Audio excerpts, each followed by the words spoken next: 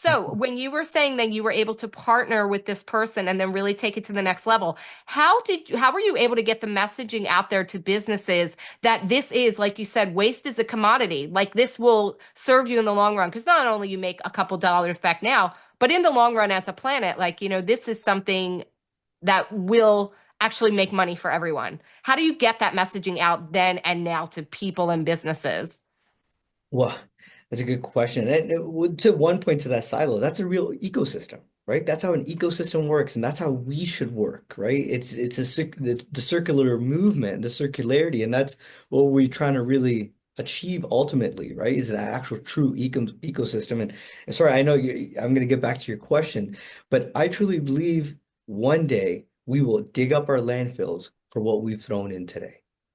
Because we're going to be out of those resources that we're digging up. Because remember, we're mining aluminum, we're mining copper, we're mining all the fossil fuels for the plastics, and that's going back into the ground, like unsustainably and releasing methane and everything. So we're going to dig that back up one day once we run out of those commodities from the ground. So, anyways, back to your question.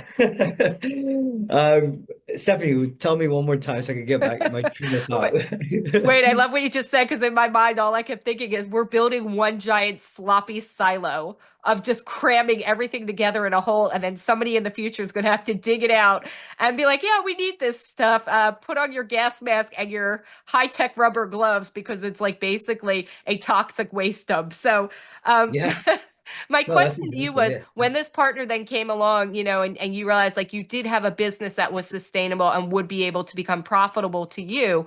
How were you able then to translate this messages to more businesses to kind of get your foothold in there and say, this is the way you properly recycle? Because, you offer a variety of services from the cardboard to the metal recycling to the plastic recycling. But how are you, again, able to translate this message that the way you're doing it is better? Because we as a society, I know you're in Canada, but in the US especially, if it's not easy, people don't do it.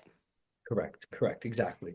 It's like teaching a old dog new tricks, right? And especially in a company, if it's how it's been forever, that's how they like it. They go, hey, can you just cut our costs of what we're doing? That's they're simple. Like, we don't want to change nothing. Can you cut our costs? And that was my biggest thing. So how we did it, I essentially, literally, I would have to go door to door and talk and talk and talk, but it was unsuccessful. And what I did in the beginning stages, because we had no name and no reputation at that time, we would literally see how many times their garbage was getting picked up, see what's going in their garbage, estimated just visual estimates, and I would walk in with a check. This is your first month's payment on the stuff that you're throwing in the garbage. This is the money in the garbage that you're throwing. Yeah. And I would go, this is your first month's payment. They go, what? Like this, I'm like, I estimate these are my photos. This is what I did. This is how many times the garbage truck came and picked up. And you can see the waste truck was the same as the recycling truck. It's because you're dealing with big waste. And as you saw that documentary on CBC or wherever you saw it on YouTube, yeah, because all those companies were waste companies trying to recycle, but it was just greenwashing, right? Essentially, they would either burn it or landfill it. But so then I would explain that to them with photos, with proof of my of our idea of where we could do a profit share model, and it's full transparent.